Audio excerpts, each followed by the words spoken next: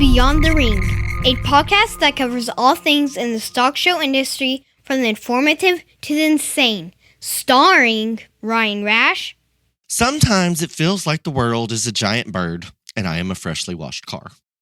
And Dale Hummel. You need to hang out with people who fit your future, not your past. Now on with the show. Welcome to Beyond the Ring. This is Dale Hummel, along with co-star Ryan Rash. Hello, hello, hello. Ryan, I think it's time to go back to Africa. I don't understand why you even came home. I mean, you bought like some game ranch over there and whatever else. You should just go. I do think it'd be a great place to invest. I think I told you to send for your family and just stay there. That's the problem. I don't believe part of my family would enjoy it as much as Chase and I. I'm thinking none of them would, but that's just my opinion. We have a lot of current events. Yes, there's a lot going on. And the most important thing, this is going to be a first on this podcast. So, the first time ever. I don't ever ask you listeners to like do anything, but y'all need to pray for me because it's Pride Month and it's not going well. It's just not. It is not.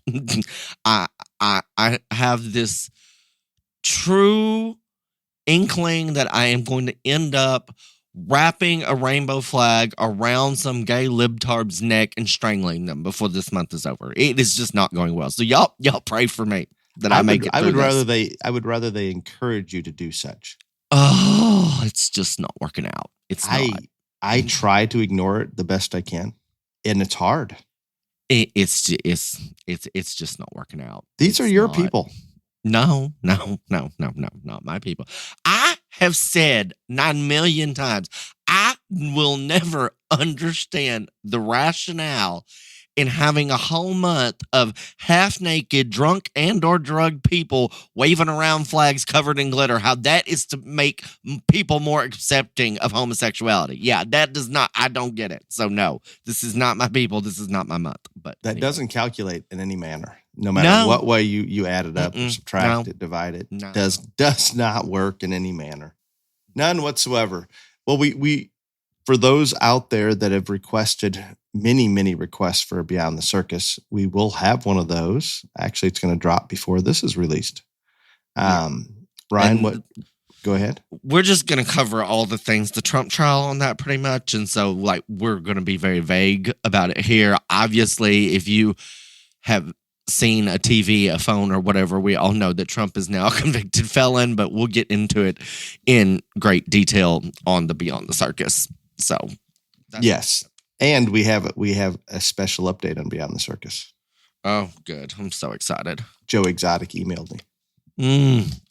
I am so happy for you. He's gave me an update on a few things. Not going to let it out here, so you're going to have to go to Beyond the Circus to listen to that part or to find out about our buddy Joe. Well, what about Hunter going to court here today? Hunter's jury is getting selected as we speak. I'm sure they will let him off for his gun charges, but his juries are being selected right now. Where is that held? I think in Delaware. So I'm going to assume strong liberal base.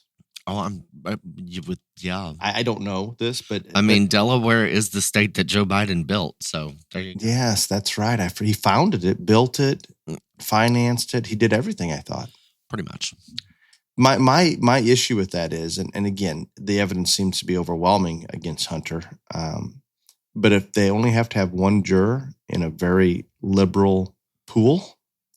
Oh, I bet I am not joking you. They will come back. They unanimous acquitting him. You watch. It will happen. Oh, I don't know how. I mean, they have time state photos that he took of himself, his own record in his book of being on crack every 15 minutes or whatever. What I love is the girlfriend and ex-sister-in-law.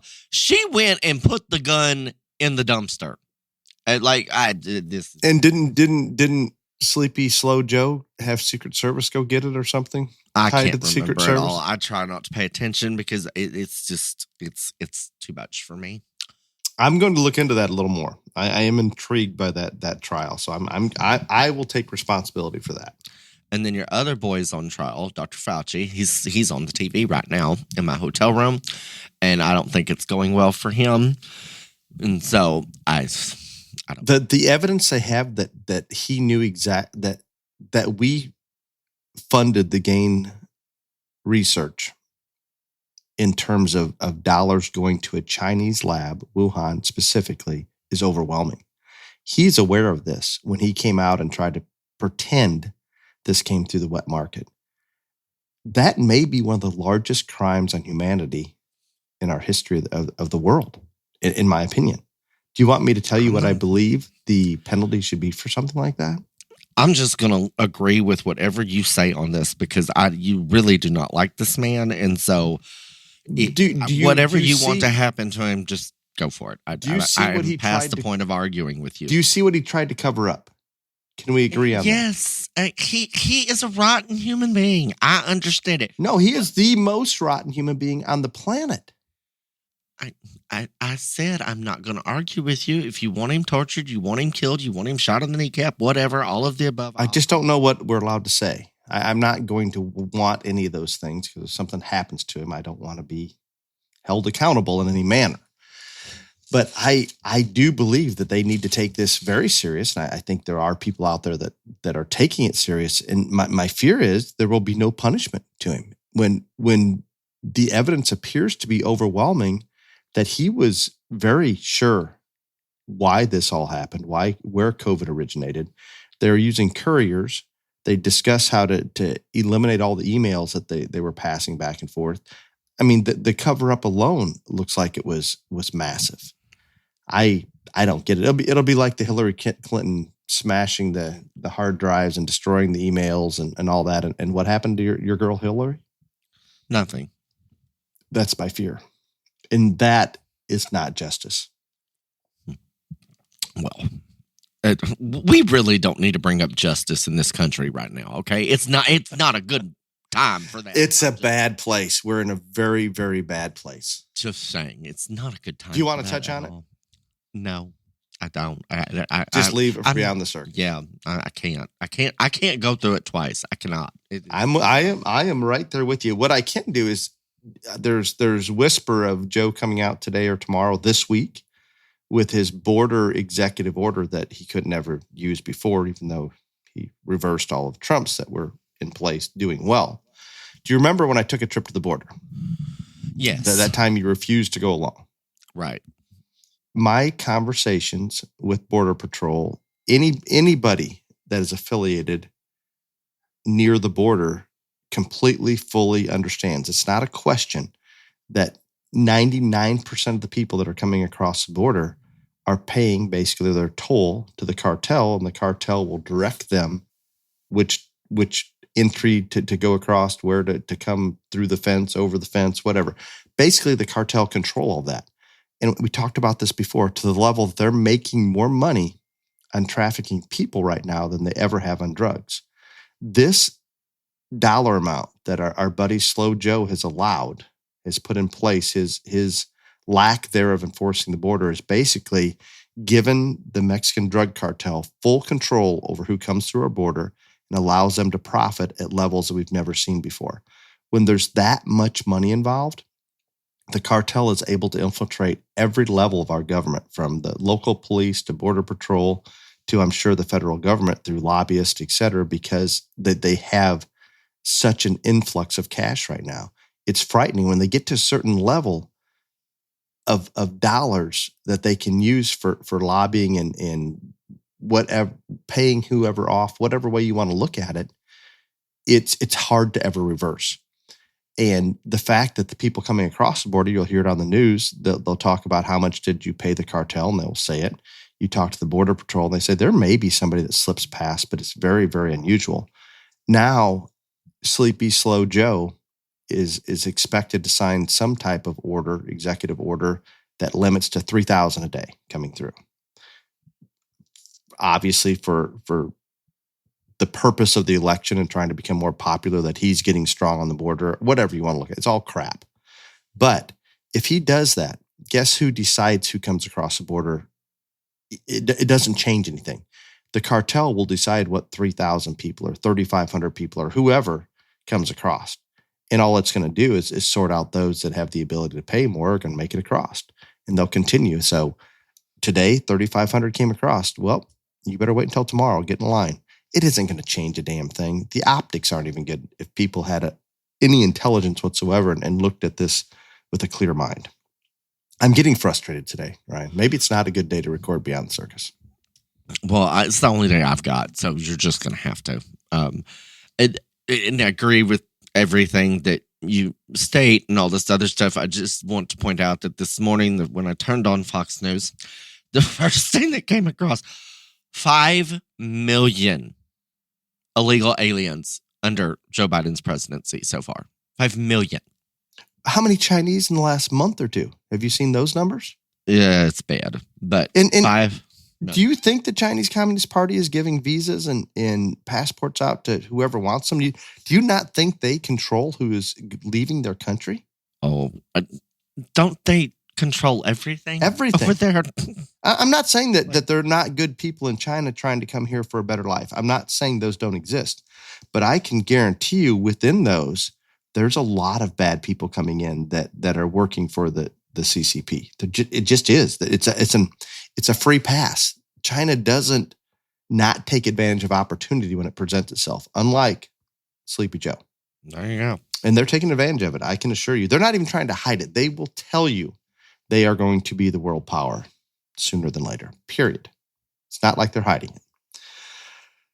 Deep breath. I do want to bring up one other thing, and I don't even know why this is relevant, but I found it interesting. So Robert Murdoch, who is this multimedia mogul, whatever. So he got married. Did you know this? I am unaware. He got married this weekend. He is 93. 93.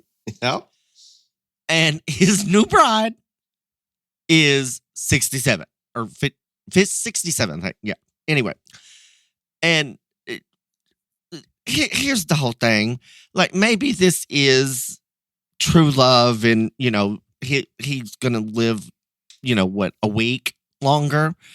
I think the $25 billion was way more interesting to the 67-year-old new bride than him. I'm going to assume there's a prenup involved, that she only gets a few billion. Dude, he's 93. She's not going to divorce him. He's going to die. Probably correct. I'm just saying. Yeah.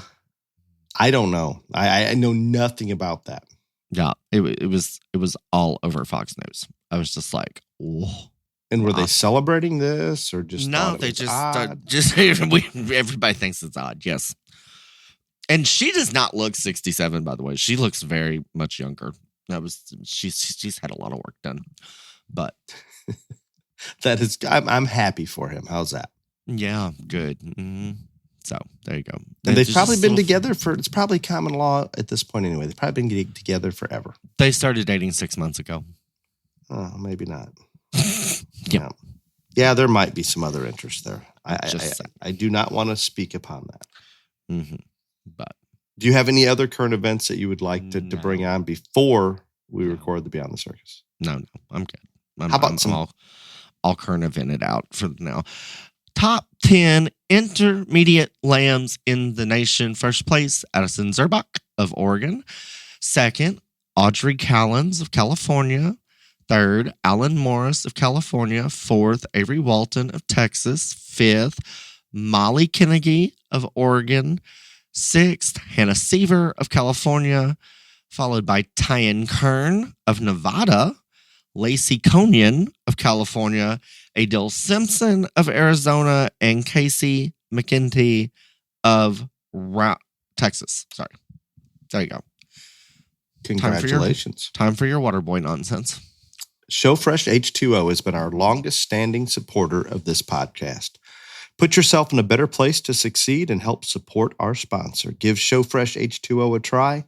This product is backed by science and the single simplest way to keep show stock hydrated. ShowFresh H2O can be found at your local farm store, show supply trailer, and swampfox.com.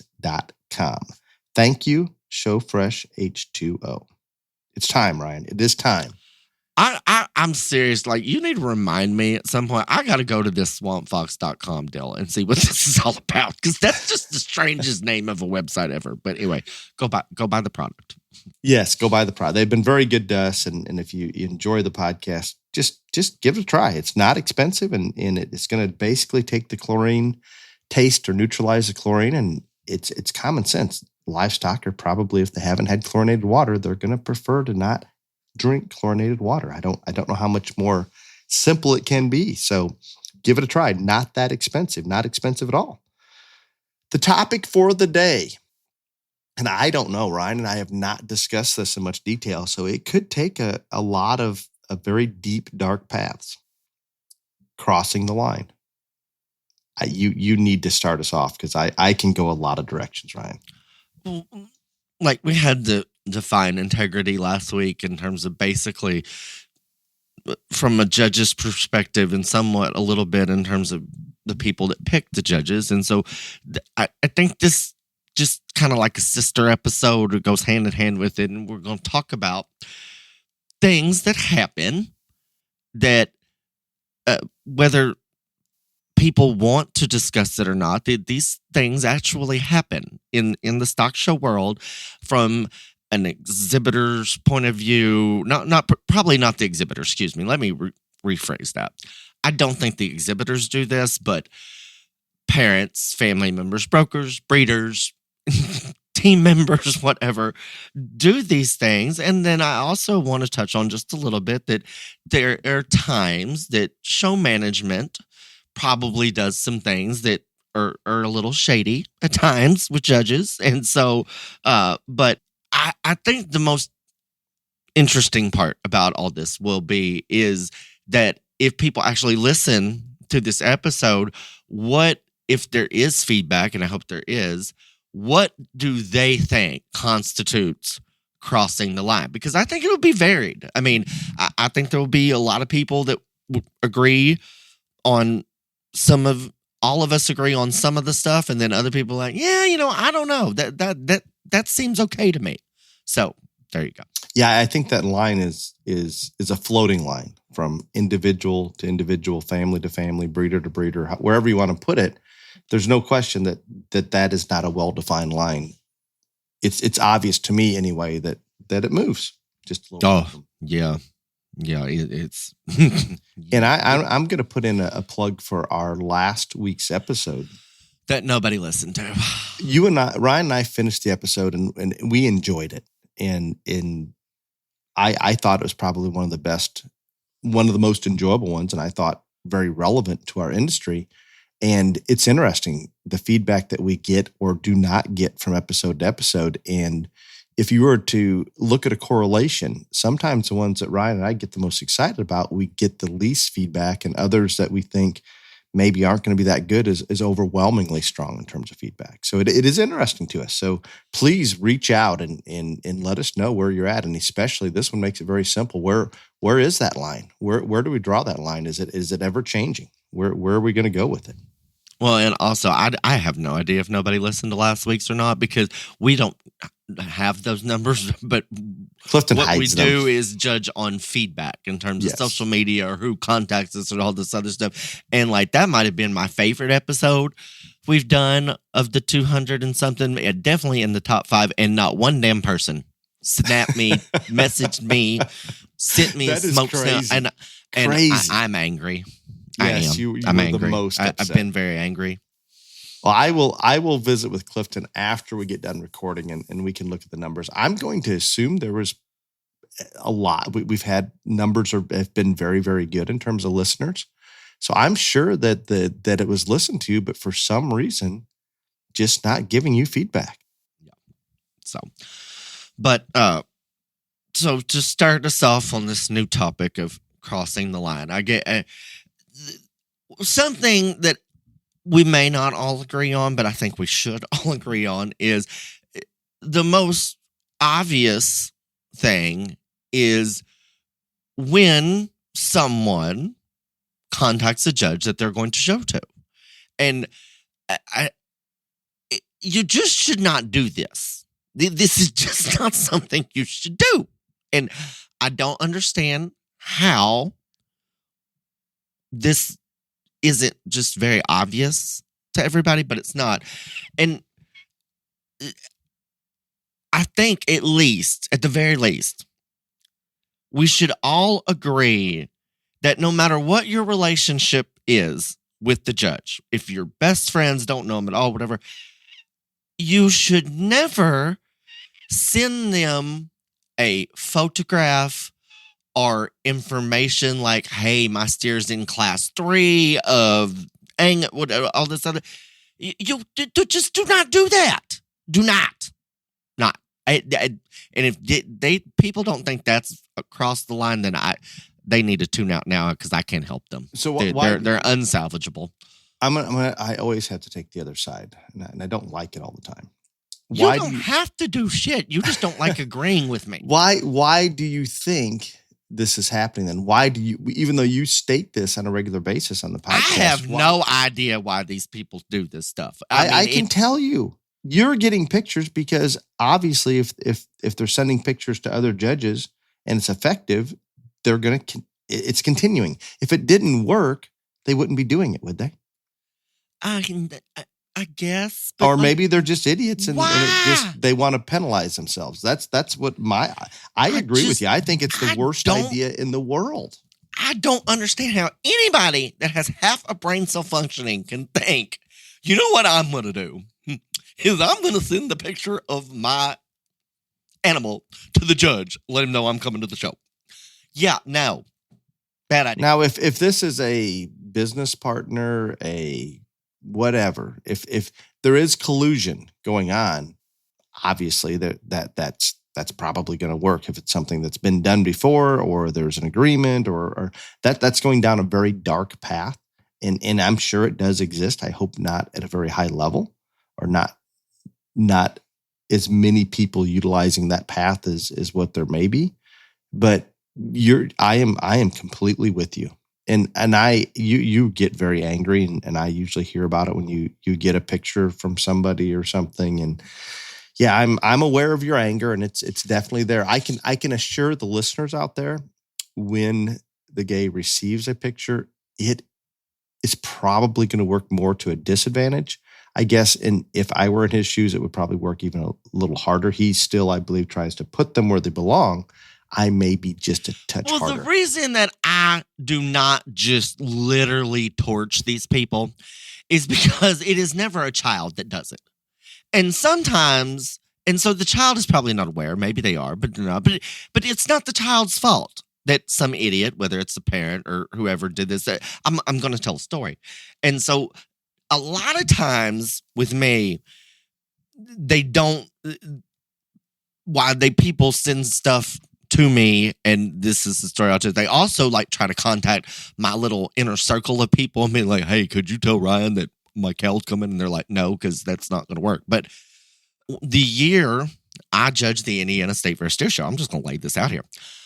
A friend of mine then, or acquaintance, said, hey, I know you hate when people do this, whatever, but this guy is on my ass. And so I'm just going to send these 2 pictures of these steers to you. And I know it's not going to make a damn bit of difference. But anyway, that way I can tell him that I did it.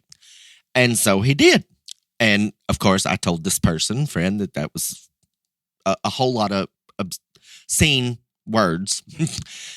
And so long story short, when the show is over, this person that had asked this other person to send me these pictures, they won the show, but they won with an animal that was not in the pictures. And so when we were standing at the backdrop, and he was telling me what a great job I had done and all this other stuff, I said, hey, in front of this family, okay? I said, hey, just so you know, the next time you want somebody to send me pictures of the steers that you're going to show to me, you might send a picture of the best one. How'd that go over? I think he wanted to like bury himself under the dirt at the backdrop, but yeah. So. I find that very appropriate. I think it was probably a very uncomfortable situation. I wasn't. I had a great time. I thought it was perfect. That is good.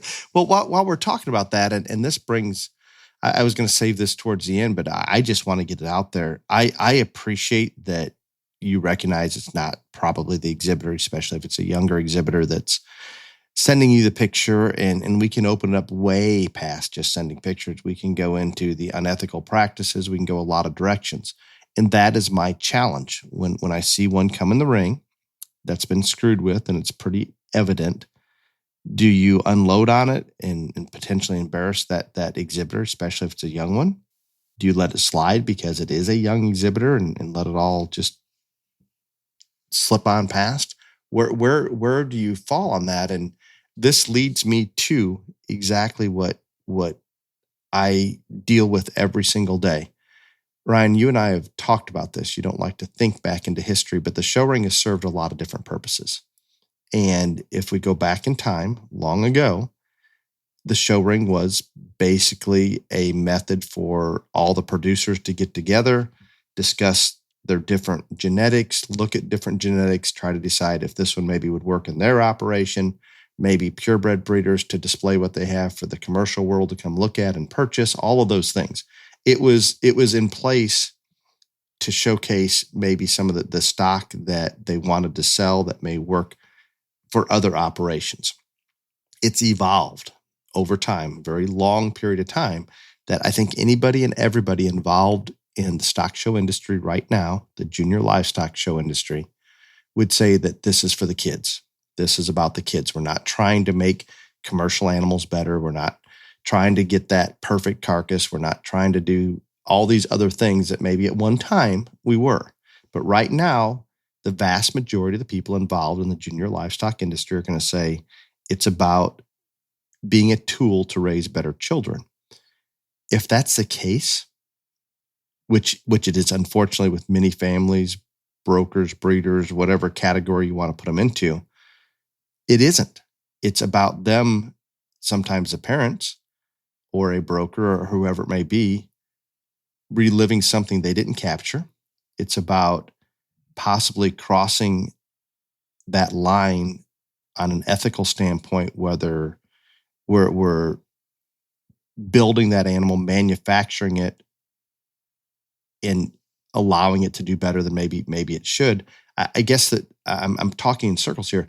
What I'm getting at is things that we're doing that many, I think, in our business would say it's across the line.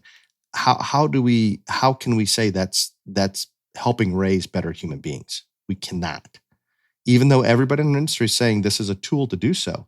And I don't want to sound like I'm pointing out that we have a terrible industry. We don't. We have the best program in the world to raise children in, and I fully embrace it, and I live my life doing such.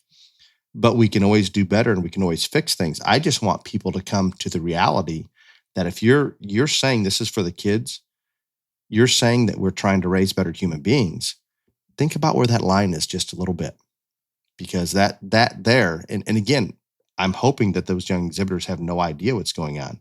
But Ryan, would you not agree once we get to 16, 17, 18 senior year, it's pretty hard for those exhibitors not to be aware of some of the things that are going on? Well, probably, but and maybe nowhere. Impossible. Here's the thing, and like I said earlier, there is no way to prove that unless the exhibitor is the one that is doing it. Like I have never had an exhibitor send me a picture of their animal or send me information of their animal before I was to judge it. So if that ever does happen, then yes, you can hold that exhibitor directly responsible. But I understand what you're saying, and I get it. And like you said, you can take that many different ways. But I just think, from my personal standpoint, even though this bullshit still goes on to me, and after I have repeatedly said 9 million times, don't do this shit, I can only imagine how much it goes on to other people. But from my standpoint, it doesn't work. It's not effective. It is not ultimately going to hurt that animal or that kid, because that would not be fair either.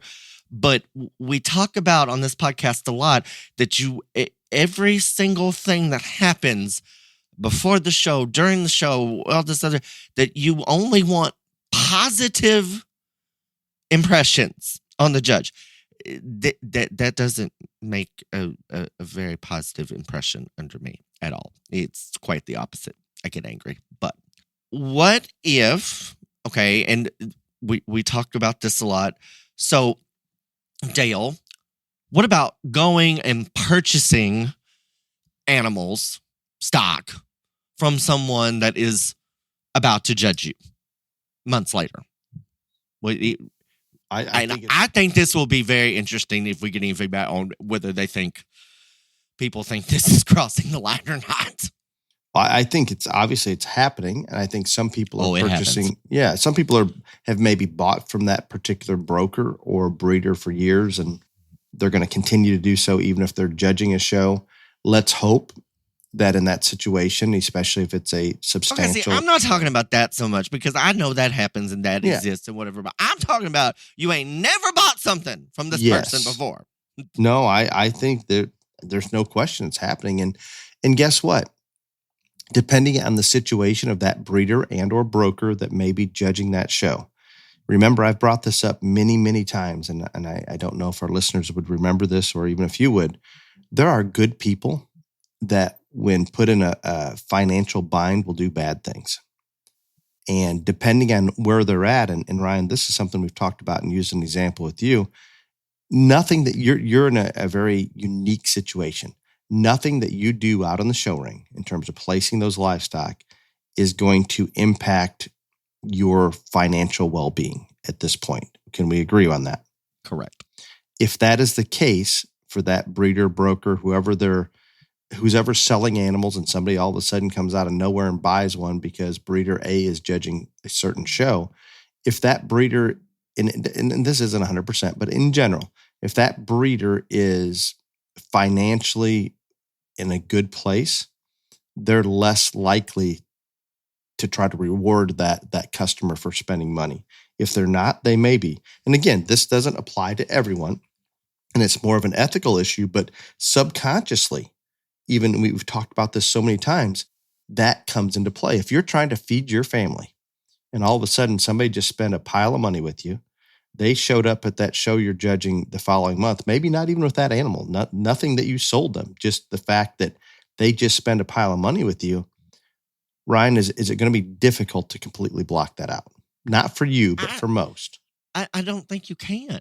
No, it's. I mean, even if you believe in your heart you are, subconsciously, it's going to play a role. I think it's just extremely difficult to do. And again, I would think that most people that listen to this would not think that taking an animal that was purchased from that judge and showing to them, that is definitely crossing the line. You don't do that. But I'm telling you, it's right there. And I'm not saying a small jackpot show you or talked something. about this. Yeah, I'm talking, but yeah. I mean, you talked about this last week. Like, people do at a few times, people do show humble goats to you, and you try not to use them, whatever. But I'm just saying, like, I would think that we all would say pretty much that showing an animal to a breeder or a broker that they sold that animal, that is probably not good. But I find it very, very interesting because the number of instances that I am aware of where people have done just what we're talking about. Well, Homeboy is judging this big national major or Texas show, so I'm going to go spend some money. I ain't never been there before, but I'm going to go spend some money and whatever. And like, I just would really like to know what everyone's take on that is, because there's nothing illegal, of course, about it. Or, I don't know, but I think most are very clear about it. They see that it happens, and I think they're going to accept that depending on the person that is judging that show, it will have some impact on them. Others, it may have a major impact. And I think this is something that we go back to even last week's episode. Show managers that are hiring judges, committees that are hiring judges, whoever's making that decision cannot know everything, but the more research they do, the better. But it's hard. It's very, very difficult. We're addressing a lot of things that are hard to regulate. If it's not self-regulated, and again, we can't expect that to happen. We can always hope. it's a difficult thing to enforce. However, I would say in the past few years, whether that breeder raised that animal or that broker sold that animal or very, very closely connected financially to those genetics or those animals, to me, it seems to be happening more and more. And even though the exhibitors along the sidelines are calling it out and saying this is bullshit, I don't know if the feedback's coming to those that are hiring the judges directly or if they're just not paying attention to it. And I know there's a lot for them to filter out, but it's a part of it. And I continue to preach, exhibitors, educate yourselves, pick and choose where you go, depending on the rules and how user-friendly those shows are and who they chose. Remember, it is the show's choice who they're going to hire, what method they use to hire that judge. Vote by participating or not participating at given shows. You have choices. Not always. I realize there's only X amount of national shows. You only have one county fair most of the time. But when you have a choice, use it. Make your vote count by whether you show up or not. And I think that is the only real true way to send that message that maybe we will look at things a little bit more closely. If we get feedback, I will find it very interesting to see what people think about this. So another thing that happens. And so what is your take on, and as big as this industry is, it's still very small. Like most people know each other, especially within the species. And so, what is your take on when you see a judge we're talking the week of the show or at the show or whatever, and they are either out to dinner with someone that's going to show to them, or they're sitting at the bar with someone that's going to show them all this other stuff. And they very well probably are good friends in normal life. But I have always found that very interesting, what people think about that, because that right there, it seems to me, ruffles more people's feathers than somebody sending them a picture of their animal. I would agree. And I think, just as I stated, I think we're seeing more of this, and maybe because of social media, maybe because of visibility. I'm not sure that it's happening more or less, but we're more exposed to it, and more exhibitors are aware of some of these things that are happening. It's not a good feeling, but at the same time, it's almost unavoidable that those people judging those shows that are capable and are in this industry are going to have friends, associates, whatever. So to me, it's not as much about that happening, but when you can connect the dots when things don't look quite right in the show ring, in other words, that judge should be able to communicate to a certain degree, or maybe be seen in public to a certain degree with other breeders, brokers, whatever. I think we need to keep it all within reason and within check, but it's not realistic to think that they don't have conversations, they don't have friends in the industry. The bottom line is they have to separate that when they step into the show ring. And that is where the problem falls, Ryan. There's not as many people that choose to separate such. I think most are capable and qualified of just sorting the stock if they make that conscious choice.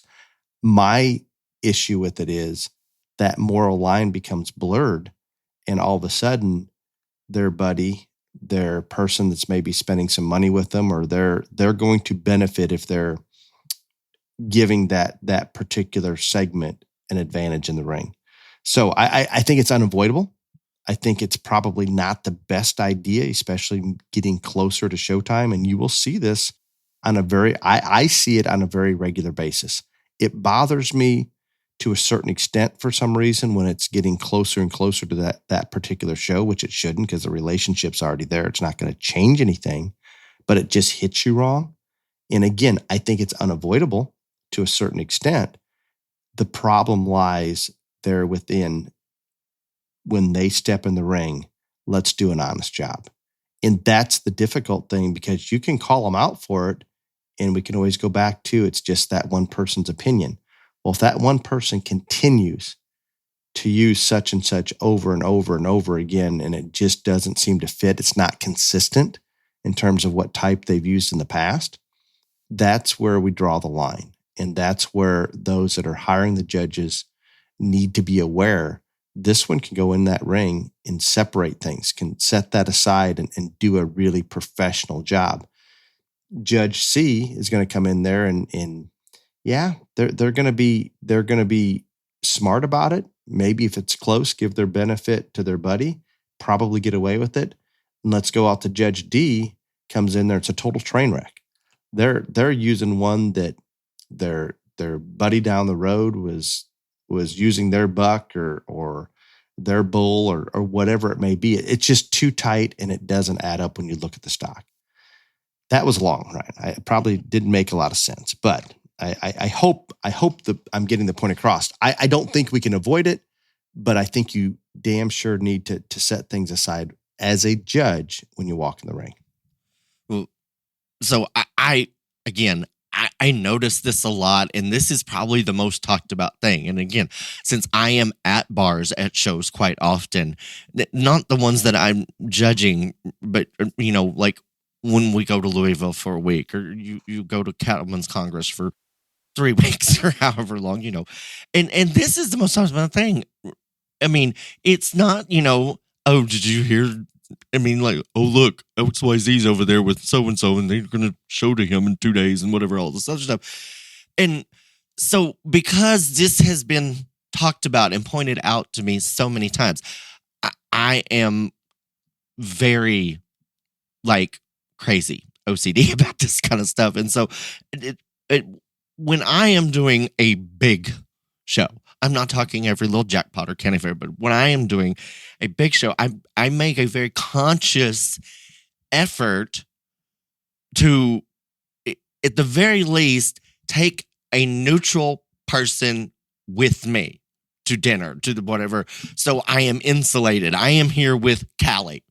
I am here with, my family or whatever, all this other stuff, instead of just showing up because people attach to you, and everybody's going to want to if you're judging them, they're going to want to buy you a drink or say hello or, all of those things. And because this gets pointed out to me all the time, I get crazy paranoid about it. I do. I just, I've talked to you about it. You tell me I'm a little too paranoid, but that's why a lot of times, even at county fairs and jackpot shows, I'll stay an hour away.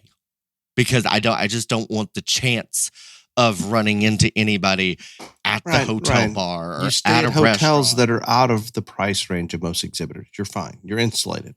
You're okay. Okay, whatever. Okay, I'm going to be a little blunt here, and as I said, I think it's unavoidable. I think we need to set it aside when you walk to the ring. However, do you want to know what wears on me more than anything? Is when I'm visiting with a family or another exhibitor or whoever. And all of a sudden, you get these comments that such and such broker or breeder says, "Well, I've got Judge A in my pocket. They're going to do whatever I say, or I've won A, B, and C. That they'll use me." And it's just that almost bragging that they have such a tight connection or control over that judge, or such a strong relationship that they're going to use them. Period. And then it actually plays out and happens when you think there's no way. I'm sitting there sideline. I'm thinking there's no way he or she can grab that one and run with it, even though it was predicted ahead of time and all the above just came together and it happened. When you're sitting there looking, watching, thinking it can't. Those are the times that I just want to not claim our industry at that moment. And see, I get why that wears you out so much and wears on your nerves, because even there are just sometimes that you don't need to say shit. And I have been in those conversations, where they have said, "Oh, we're fixing to win tomorrow." Yeah. And all this. I mean, I've heard it. Are you kidding me? And even if you are, why would you be that stupid to talk about? Why would you tell somebody that? Keep that to yourself. This happens, people. This happens all the time. No, it happens all the time. Yeah, you're right. And it's it.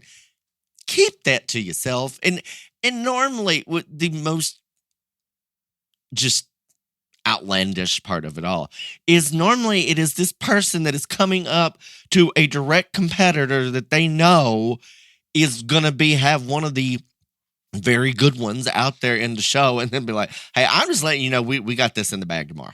So, yeah. And that's where it's happening. They can't help themselves. And I just wow. I would love to give those people an IQ test. I mean, it's just like, okay, really? Thanks. That's so nice that you announced that to the world. But yeah, I understand what that wears on you. So this is going to probably not. My personal pet peeve on stuff like so. This is following these animals into the ring to alert the judge that this one is mine. And granted, this happens to me at every show, and I don't know 95% of the people that do it. And so it's really annoying. But I'm talking about when I think this is the thing that if you want to have some morals about you and some ethics in the game, your friends judging, your acquaintance judging, your breeders judging, whatever. So you don't send the picture. You don't say that, I'm in class 6, and you don't go eat with them and you don't buy them drinks at the bar. But we follow the animal into the ring, and so they know, hey, this one's mine. Now, I don't think many people are going to think that's crossing the line. And maybe it's not, but it is just annoying as hell. I think it's a huge pet peeve to you. It's just annoying as hell. No question, because you're out there all the time. And I think those fitters, parents, breeder, broker, I think everybody's nervous as we're going in the ring, wanting to make sure everything's perfect. So they're going to be around to make sure everything goes smoothly. And I'm going to say it again. I think it happens to a certain degree. For what reason, Ryan? Because it works. I understand it works. I get it. It's effective. But I don't think many people think that's crossing the line. And I'm not saying it is either. I am saying it is annoying. And it annoys me when it happens to me, and it annoys me when I see it, especially when it's like a herd of people. Like, I think I've said that. I don't remember what topic we were on the podcast, but can we just designate one person to be the person to follow it in? Do we have to have every freaking jockey in the world, 12 people rolling in behind the sheep, the goat, the show cow? Or do we need 3 people armed with spray bottles at the big pens for the one animal? I don't know. Can we so that's interesting to me. And there was a time that I thought, and there are shows that you'll have a makeup arena holding ring before they come in that only the exhibitors allowed in. And I like that concept. And in theory, that prevents some of that connection from being I think everybody should get one handler. One. One, but that's it. Just one. Well, and sometimes once they get in that holding ring, they no adult, no others are allowed in there. And I like the concept of that. But guess what? If that fix is truly in, who's ever out there judging doesn't need to see broker A or breeder C or whoever walk in behind that child. It's probably already taken care of. So don't take it as this is a fix. It will stop Ryan from being annoyed, and maybe other judges from being annoyed that people are following them halfway into the ring. But remember, people, that show management, and we always bring up things we could do different. They're in a very difficult position because we're in a situation that we can't control everything. And something as simple as that is good because people aren't following the ring. But if the fix is truly in, that is not going to change anything. So to me, I think it keeps coming back. And I think that's why that annoys me the most, because if the fix is already in, they've handled it beforehand. So this is just like rubbing your nose in it. I think it's rubbing the nose of all the other exhibitors. That's what I'm saying. Yeah. That's what I'm talking about. It's almost like bragging the night before to your competition that you're going to win. It's just ignorant. I'm going to make sure I take 6 steps into the ring with this one because I can't. Yeah. No, I think it's one of those things some can't help themselves, especially on those that the fix is already in. It is hard for me to understand sometimes. It really, really is. Well, there's a lot of directions that we can take this, and I want to bring up another one. Where do things fall in? And we've already talked about these things quite a bit, Ryan. Is the birth date issue, falsifying birth dates, or we can go into maybe making up whatever pedigree prior to a lot of the DNA testing that was going on. A lot of those things the exhibitor may not be aware of. Heck, they may have purchased the animal thinking, well, maybe they moved the birth date, maybe they didn't. There's a lot of gray area there that people will get kind of cranky about.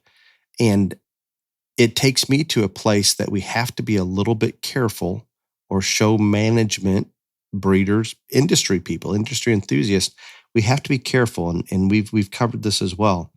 Be careful, show managers, how much you put in place to try to regulate some of these things, because if you're putting those things in place and you cannot enforce them or choose not to enforce them, and Ryan has preached this for so long, that you're going to further penalize those that are being honest and following the rules, and giving a huge advantage to those that are not, because you have that rule in place if you're not enforcing it.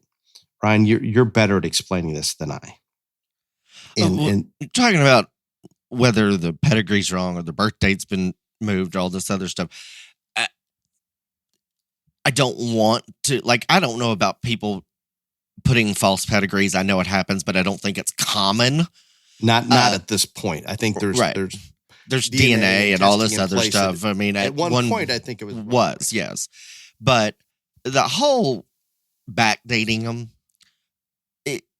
that's pretty common now. And while it's not right, and you're lying or whatever, all this other stuff, if you are going to purchase that animal, you can't prove that the breeder's lying about what day it was born. You weren't there when the sow had the litter, or the goat had twins, or the cow calf. You weren't there.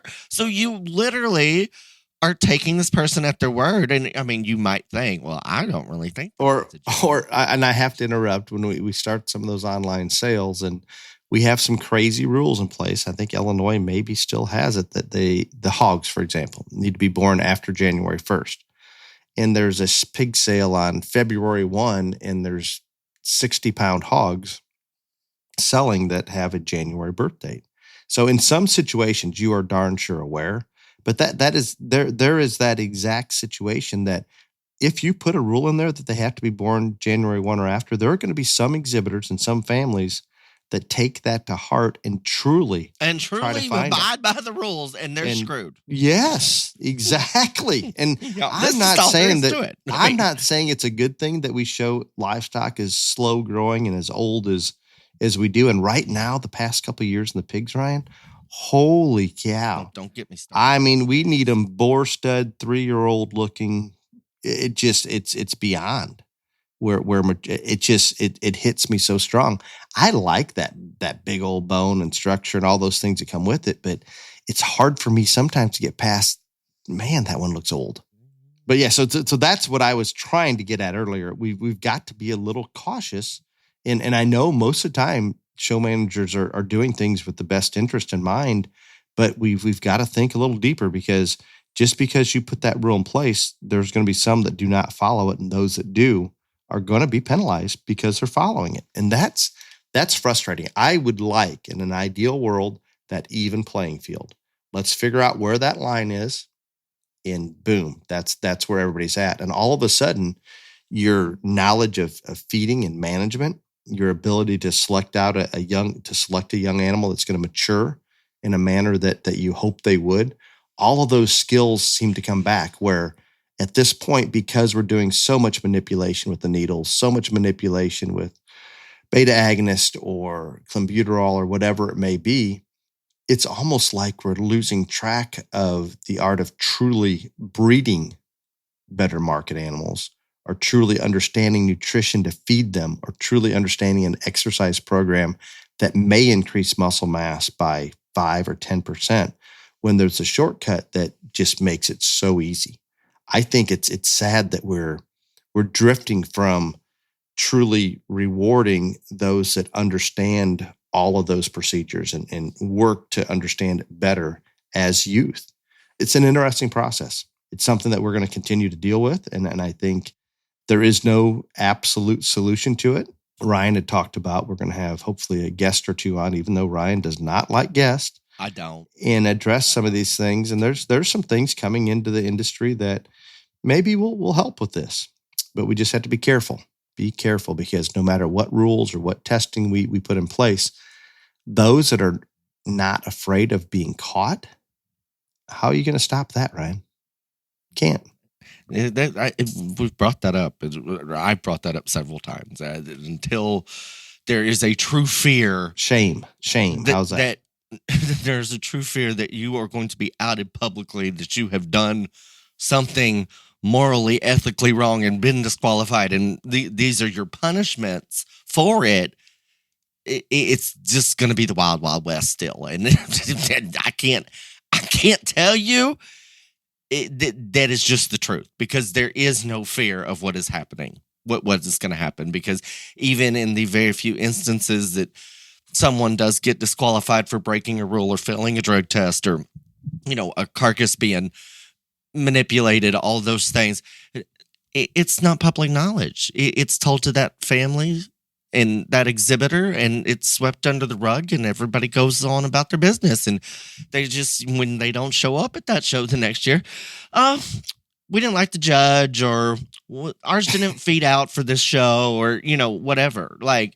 And nobody knows, so there is no fear. Yeah, that's just facts. It is. It just is.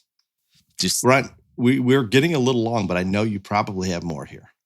Oh, I could. I mean, and it's not going to be 2 episodes or whatever, but because we didn't get very far into this, and there are lots more things that we could talk about and question. The one thing that I do want to bring up before we go to your favorite question answer, in terms of a show manager or a volunteer, a chairman, a superintendent, whatever, all this other stuff, I think that a lot of times they don't, maybe they do it on purpose very few times, but a lot of times I think it just happens. But just be very, very cautious about anyone that you are connected with.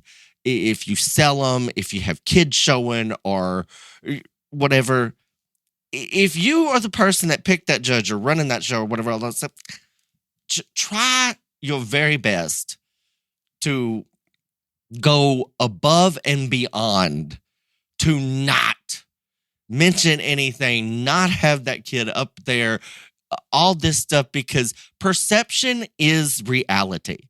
And because little Susie came up to say hi to her grandpa the morning of the show, and the judge is standing there, and grandpa's been running the county fair for 100 years. 40 people now think that Susie got introduced to the judge because she needs to win the show. And a lot of times it's very innocent. And again, it comes back to, we need people in the ring sorting that it doesn't matter. It's that simple. I understand that. That is the only fix. That's it. I'm with you, but good luck with that. I would just caution you people that are in positions of authority that happens a lot. And do your best to be smart about it. Right. Yeah. That's kind of where I'm at. And to just sum all this up, you made a very valid point earlier in this podcast. And you said that now this is basically all about the kids. And so how can we condone or take place in these shady actions? Some, we didn't even get to a fourth or we may have got a fourth of the ones that I planned on talking about out. But anyway, how can we condone this? How can we participate in it willingly? All this other stuff, when the true product that we're raising are kids and not animals. And I think that is a valid point. And there's a quote or something, I see it a lot. It says that standing around the show ring right now, there's a little kid that wants to be exactly like you, and you don't even realize it yet. So we owe it to them to be the very best that we can be. And so the next time you think about sending a Snapchat to the judge of your animal, or, going and buying the judge a drink the night before the show, or all that other stuff, think about that. Just that little thing right there.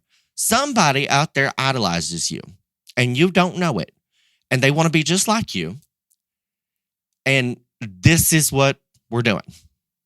I don't know. Just food for thought. No, I'm with you, Ryan, and I'm going to draw this out just a touch longer. Some of my most rewarding experiences would be when a parent comes up to me, maybe it's at the end of a show season or after their child finished their senior year, many, many different things. And we'll talk about, hey,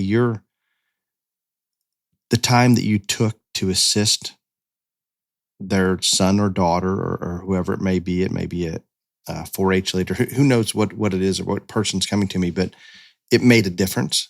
And I can assure you, some of those people that have purchased livestock from us that are now into their adulthood are some of what I would consider good friends. And some of those relationships as they get older have been very, very positive in terms of lots of different angles. And we talk about in life, you're making connections, and that person that you go to school with may benefit you later because they have an avenue for your business to do a little bit better and things like that. But if we break it down to the bare basics that we're trying to make better human beings, it just doesn't make sense to me sometimes. Let's pay attention to the example that we're setting for the young people and give them something to strive for that's going to benefit them lifelong. Let's not be so self-centered that all we care about is that win that day. And we don't even know who that person is that's taking the animal in the ring, because it's not about them. It's about me putting up a picture saying, I won this show, or as a breeder, I won this so I can sell animals at a higher dollar amount. Let's remember there's real people involved. There's young people involved, and everybody wants to pretend it's all about the young people. Let's take a reality check. And I'm one of the most competitive people in the world, and I want young people to be competitive. We've got to foster that all we can, and winning should be the absolute goal, period. But let's just stop and remember that if we all talk about it being about the kids, let's take the time to make it about them. There you go. Thank you. It is time for your sponsor for question and answer. Yes. Let me find this lovely little thing. And because we appreciate everything that the Leonard family has done for BTRJLA, and they are now the question and answer sponsor. And this week they want to highlight Leonard Truck and Trailers. For over 60 years, this company has been the trusted trailer expert for hauling champions to victory. For journeys that go beyond the ring, Leonard Truck and Trailer offers the largest selection of every type of trailer by 40 different manufacturers, including low pro show stock trailers and living quarter stock trailers. Their trailers are designed for excellence and comfort, so you arrive in style while ready to compete. Haul with confidence wherever the road takes you, featuring a nationwide concierge service and warranty administration. The Leonard Truck and Trailers offers industry-leading financing, nationwide delivery, trade-ins, and they can create and install custom vinyl graphics for your trailer, and they have a full line of apparel and hats to promote your farm and ranch. So thank you to the Leonard family, Leonard Truck and Trailers. If you are in the need for a new trailer, please shop with them. Thank you. And they've been very good to the BTR JLA. It is appreciated. Question number 1. You and I are going to agree on this one, right? Mm-hmm. Hey, guys, I love listening to the podcast each and every week. And I have a question for question and answer. What's your guys' thoughts on putting heifers and steers in a cooler room? And if you think it could decrease a heifer's breeding quality? No. I don't. For I don't know, decades now, we've been putting heifers in cool rooms, and they've all bred fine. So no, I don't think anything like that. I mean, if you go to the extreme where you just never take them out of there, maybe possibly, and there are crazy people that do that. But no, if you're putting them in the morning and kicking them out at night when it cools off and weather breaks, whatever, yeah, you're going to be perfectly fine. And I happen to agree with that. Is there a possibility that we're blocking them from some UV rays that may be beneficial in converting some vitamins in the body and things like that? Possibly, but I think as Ryan said, it's been done for a long time. And to my knowledge, no absolute issues in terms of breeding them. I think there are a lot more issues with some of the feeding and getting them too fat. And there's a lot of things that can come into play. But I think probably putting them in the cooler room is one of the lesser that I would point fingers to if there's any fertility issues whatsoever with that. And I'm going to take this, Ryan, I'm going to take this back to our main topic today. How is putting those animals in a cooler room benefiting youth? And I'm going to stand up and say, guess what? If that young child or exhibitor, doesn't have to be that young, is getting up at 4 a.m. to go and rinse and get that one in the cooler room before the sun comes up or before it gets too hot, staying up late enough at night to do the same, guess what? We're building some work ethic. We're fostering responsibility. We're doing those things. That is a valid tool to make that child understand what work ethic is and maybe some of the benefits of putting in that little bit of extra. And that's, in my mind, one of those key factors of why we're doing this. So it bothers me when we start talking about, oh, well, this leg hair is too much or that hair is too much, or they spent too much time trying to make that hair conditioned and trained perfect. People, that's part of it. That is what we're trying to do. That is one of the main ingredients that we're trying to teach these youth. Let's bust your ass so you can do better. And right now, outside of the agriculture world and the animal industry, and specifically the junior livestock industry, our younger population's pretty damn lazy. And it's an issue. So let's not discourage those things. How was that for going off topic, Ryan? There you go. We're good. That's at that good. Today. That was good. Mm-hmm. Okay. Makes you feel better. The next one's a little longer. Dale, please do not let Ryan ever talk you out of this portion of the podcast, even if aliens have to sponsor this segment. We have not talked about aliens lately. Thank God. We need to do a little. This person, they reminded you of aliens. We need to do that, and there is some new news out there about it. Aliens and I would like to know how anybody thinks I can talk Dale into jack shit anything. He never listens to me. So I listen. No. Sometimes I block it out. The question I have for you today is a specific one. As a livestock judging coach, when we first start talking about giving a set of reasons, I'd like to show video clips of different livestock evaluators explaining a class. For some reason, unbeknownst to me, I cannot find a live stream of you or Ryan talking a class of livestock, as I would love the kids to hear both of you explain a set. Do you all know of any shows that have been live streamed that you or Ryan have done? Thanks for all you do to promote this industry. Ryan, there's got to be a lot of them out there of you. I have not. I think you just go on Halton Wegcasting and spin the wheel. I mean, yeah, I think you can find them. Not necessarily discussing a judging class, but judging. No, it would be judging a show, and there may be some of you officiating judging contest, or myself. I guess I don't know if those are being recorded. But since this will drop Friday, I am doing the Junior National Goat Show in Louisville on Sunday, and I think that's going to be webcast. So if you're listening, Mr. That Question might be an opportunity person, you can watch that. But don't bring up aliens anymore. I don't like this person. No, we're going to have to talk about aliens, the moon landing. We have a lot of things we could talk about, but I have to be careful because I will be labeled a nutcase if I go too much further. With that, I do think it'd be a good idea, Ryan, and as a coach, I'm not saying I'd record it, but I'd be very in tune with what those officials are saying at one of the national contests, those on the official committee explaining how they place those 4 animals, because guess what? A lot of those are going to be back the next year. So why would coaches not want to use the same phrases, terminology? The terms that these people use, yeah. And I never saw enough of that happening. I mean, and you can look from year to year who the officials are, and if they're bringing back 80% of the same officials, why would you not try to incorporate some of that? It just seems simple to me. And again, not like bragging on myself, but like in terms of when I was giving reasons in college, because I had basically seen every cattle judge in America, not the other species. I mean, I watched all species, but like if I walked in to a room or I saw who the officials were, and a lot of times I could remember, Dr. John Edwards likes using this term. So when I go talk to him, I'm going to make sure I put this in there. It's the same concept. Oh, absolutely. Absolutely. So no, good question. I appreciate you sending that in. The final question. Welcome back, Dale. Question directed at you. So Ryan is off the hook this week. Ryan, you can give some input on this one, I'm sure. You spoke about the gentleman in Namibia basically agreeing that China is purchasing everything of value and substantially of any value in their country.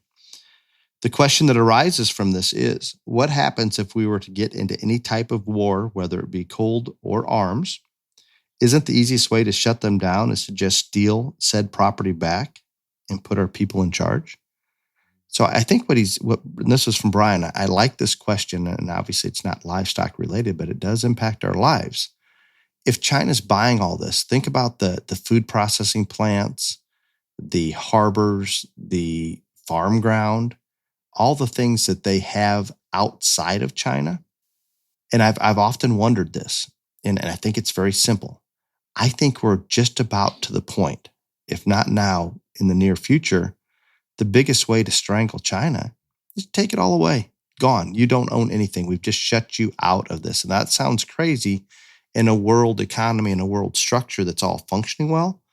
But when people are misbehaving to that level, I agree with this guy. That's great that they bought this harbor, they bought that.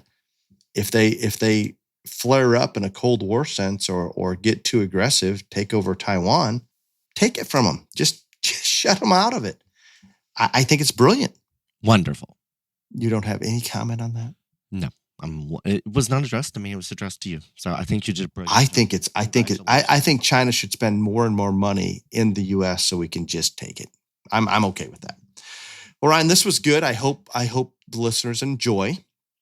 Once again, this will have dropped after this week's Beyond the Circus. But if you have not heard the Beyond the Circus and you're listening, you will hear a little bit about a Trump trial, maybe a little bit about Joe Exotic. I don't think we'll address the moon landing today, Ryan.